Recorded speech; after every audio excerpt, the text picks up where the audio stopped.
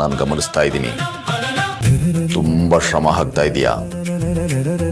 ಓದೋದನ್ನು ಬಿಟ್ಟು ಬೇರೆ ಕಡೆ ನಿನ್ನ ಗಮನ ಹೋಗಬಾರ್ದು ಅನ್ನೋ ಕಾರಣಕ್ಕೆ ನಾನು ಹೀಗೆ ನಡ್ಕೊಂಡಿದ್ದು.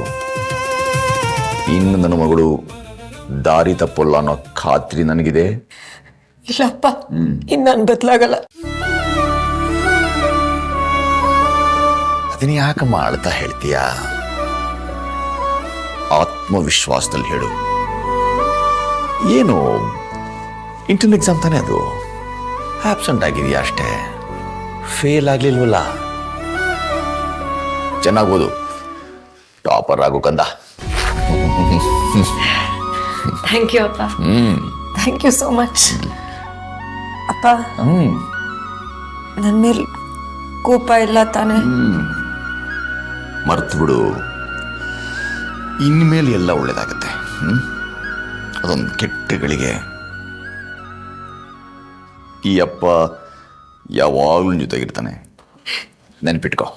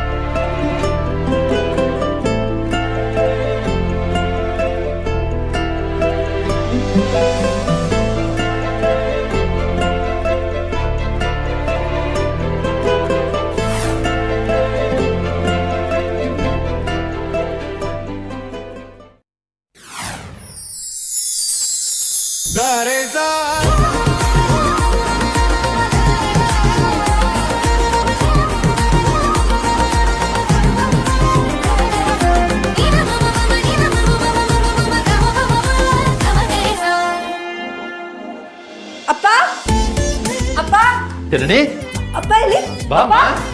ಅಂದಾಗ ಏನಾಯ್ತು ನಿನ್ನ ರಿಸಲ್ಟು? ನಂಗೆ ಗೊತ್ತು, ನನ್ನ ಮಗಳು ಫಸ್ಟ್ ಬಂದಿರ್ತಾಳೆ. ಅಪ್ಪ ಇಲ್ಲಮ್ಮ.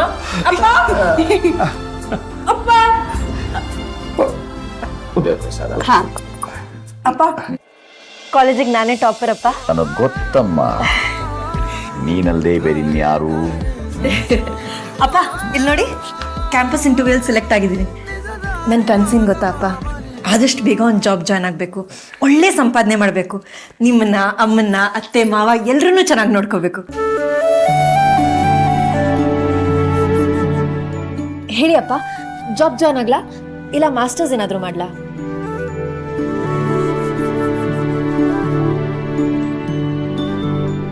ಏನಪ್ಪ ತುಂಬ ಖುಷಿ ಪಡ್ತೀರಾ ಅಂದ್ಕೊಂಡಿದ್ದೆ, ನೀವು ನೋಡಿದ್ರೆ ಸುಮ್ಮನೆ ಸ್ಮೈಲ್ ಮಾಡ್ತಿದ್ದೀರಾ.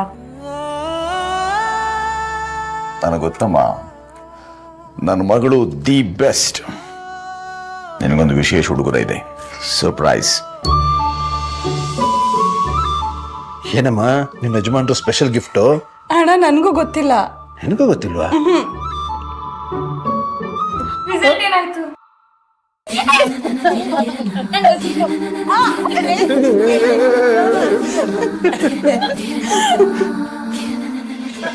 ನೋಡಮ್ಮ, ನಿನಗೋಸ್ಕರ ಸೀರೆ ತಂದಿದ್ದೀನಿ. ಥ್ಯಾಂಕ್ ಯು ಅಪ್ಪ. ಉಟ್ಕೊಂಡು ಬಾ. ಈಗಲೇನಾ? ಈಗಲೇ ಮಗು.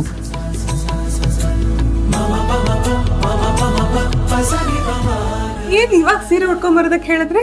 ನಿನ್ ಗಂಡನ ಬಗ್ಗೆ ನಿನಗೆ ಗೊತ್ತಲ್ಲಮ್ಮ, ಅವ್ರಿಗೆ ಈಗ ಅಂದ್ರೆ ಈ ಕ್ಷಣ ಅಂತ.